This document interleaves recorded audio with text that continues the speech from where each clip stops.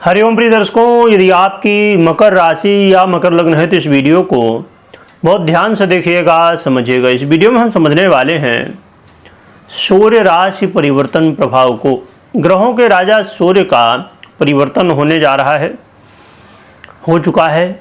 समय के अभाव की वजह से ये वीडियो थोड़ा सा आपको लेट प्राप्त हो रही है। 15 जून 2025 को ग्रहों के राजा सूर्य का परिवर्तन बुध की साधारण राशि मिथुन राशि में हो चुका है और लगभग ये 1 महीने तक गोचर करेंगे मिथुन राशि में। तो कैसा प्रभाव देंगे, क्या उपाय करना है, क्या अच्छा होगा, क्या बुरा होगा, सभी कुछ हम जानेंगे।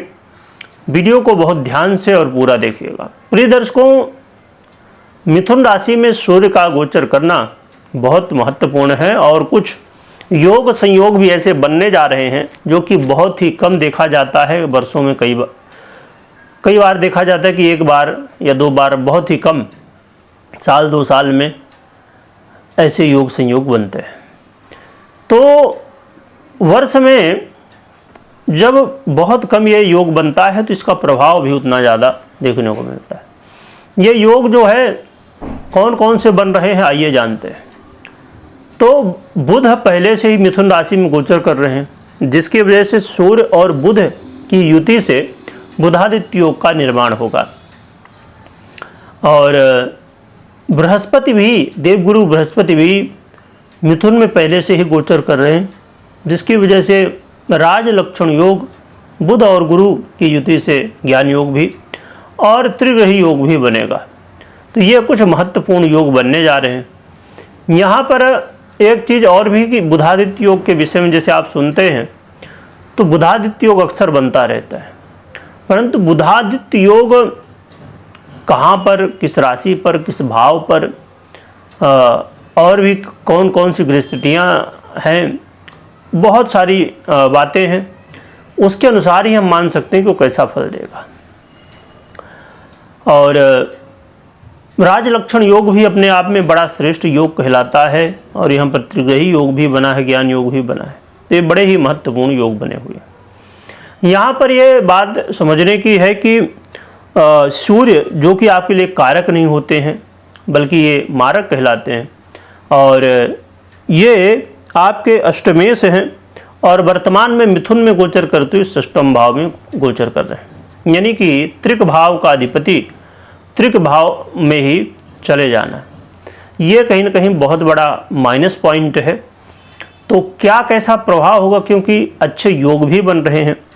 अब हम बात करें देवगुरु बृहस्पति की, तो देवगुरु बृहस्पति भी आपके लिए कारक ग्रह नहीं है।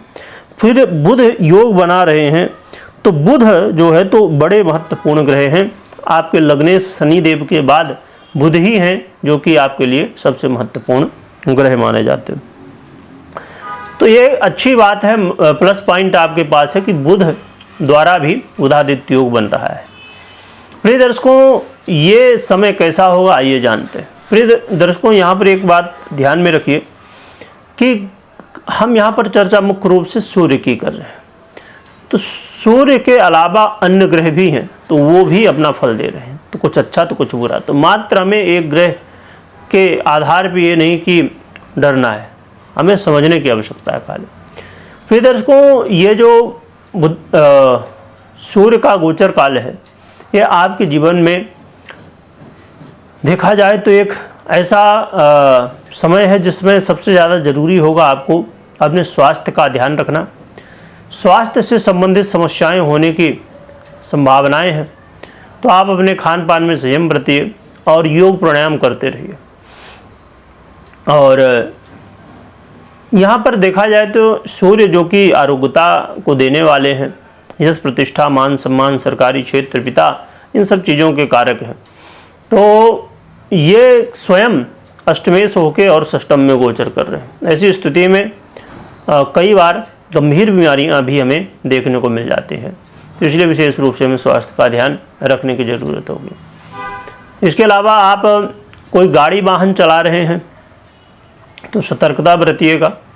हाँ, एक अच्छी बात यहाँ पर यह है कि अचानक लाभ की स्थितियाँ भी देखने को मिलेंगी।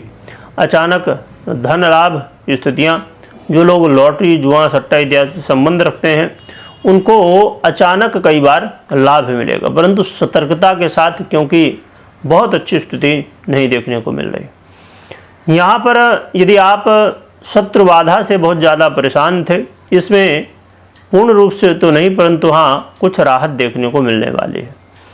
और आपके जीवन में एक बहुत अच्छी बात इस समय होगी कि आपका जो आत्मविश्वास है वो मजबूत होगा। और आत्मविश्वास वो जिसके अंदर तर्क है, जिसके अंदर ज्ञान है।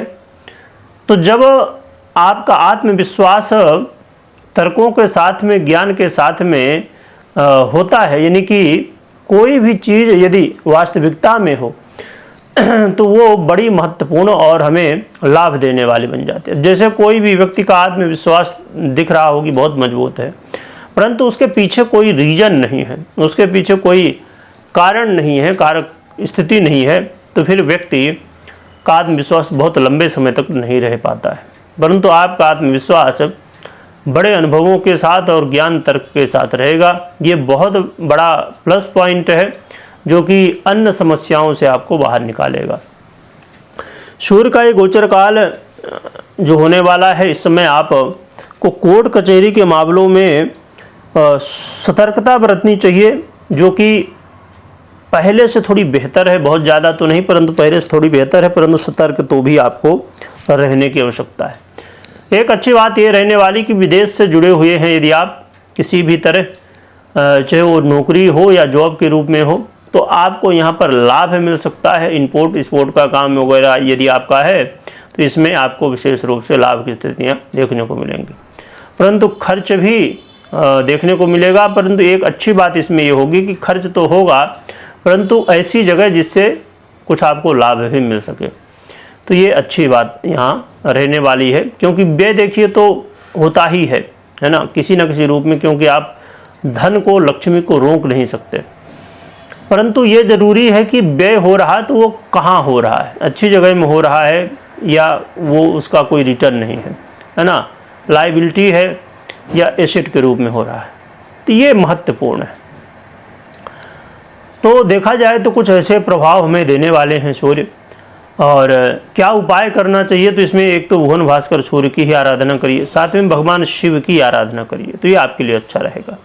परंतु हमेशा इस बात का ध्यान रखिए कि कभी भी कोई भी निर्णय लेना है तो पहले अपनी पर्सनल कुंडली का विश्लेषण करिए या तो करवाइए, इसके बाद ही निर्णय लीजिए। मात्र गोचर के आधार पर निर्णय लेना अच्छा नहीं है, क्योंकि गोचर और जन्म कुंडली दोनों एक दूसरे के बिना अधूरे हैं। वीडियो देखने के लिए बहुत बहुत धन्यवाद।